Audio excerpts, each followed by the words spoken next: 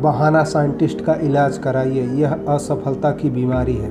सफलता का संबंध लोगों से है, इसलिए सफल होने के लिए यह जरूरी है कि आप लोगों को अच्छी तरह से समझ लें। अगर आप लोगों को ध्यान से देखेंगे तो आप उनसे यह सीख सकते हैं कि ज़िंदगी में सफल कैसे हुआ जा सकता है, और यह जानने के बाद आप उस सबक को अपने जीवन में उतार सकते हैं। अपने आसपास के लोगों को ध्यान से देखने पर आप पाएंगे कि जो आदमी जितना सफल होता है वह उतने ही कम बहाने बनाता है, परंतु जो आदमी कहीं नहीं पहुंच पाता, उसके पास कहीं पहुंचने का कोई भी योजना नहीं होती, उसके पास बहाने थोक में मौजूद रहते हैं।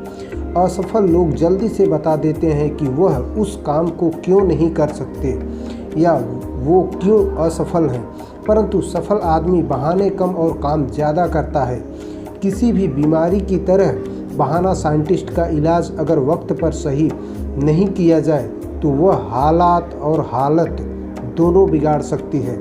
बहाने बनाने वाले लोग अपनी इज्जत बचाने के लिए लोग एक से एक बहाने बना देते हैं। एग्जाम्पल के लिए बुरी सेहत, शिक्षा का अभाव, ज़्यादा उम्र, बदकिस्मती, व्यक्तिगत परेशानियाँ, बुरी पत्नी, माँ बाप, गलत परवरिश इत्यादि। बहाना साइंटिस्ट के 4 सबसे लोकप्रिय रूप हैं। पहला, मैं क्या करूं, मेरी तबीयत ही ठीक नहीं रहती।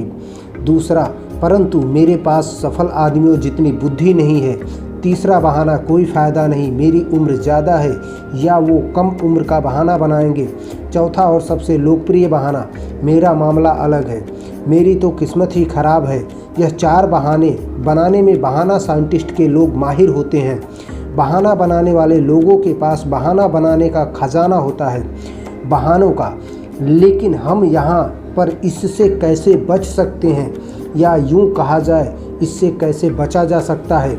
आपकी सेहत जैसी भी हो उसके लिए आपको कृतज्ञ होना चाहिए। एक पुरानी कहावत है, मैं अपने फटे हुए जूतों को लेकर परेशान था, परंतु जब मैंने बिना पैरों वाले आदमी को देखा तो मुझे ऊपर वाले से कोई शिकायत ही नहीं रही। जंग लगने से बेहतर है घिस जाना। आपको जीवन मिला है तो कुछ करने के लिए इसे आलस में व्यर्थ न करें।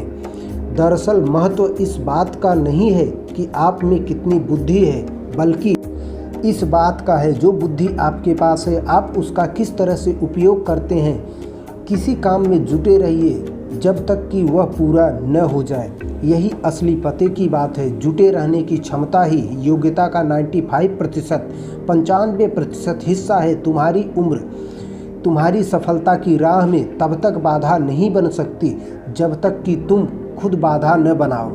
हो सकता हो कि कोई आपके पास आकर कहे कि अब ये आपको इस उम्र में शोभा नहीं देता। ऐसे लोगों की बातों पर कभी ध्यान नहीं देनी चाहिए। आपकी वर्तमान उम्र के बारे में सकारात्मक सोच रखिए।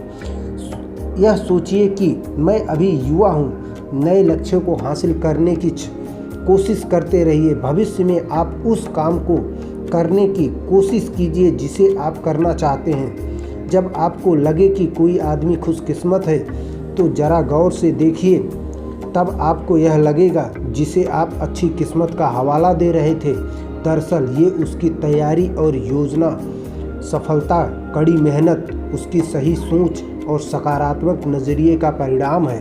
हेलो दोस्तों, बहाना साइंटिस्ट। अगर यह वीडियो आप लोगों को अच्छी लगी हो तो आप अपने दोस्तों के पास इसे शेयर करिए और ज़्यादा से ज़्यादा हमारे चैनल को सब्सक्राइब कीजिए। जय हिंद। Thanks for watching.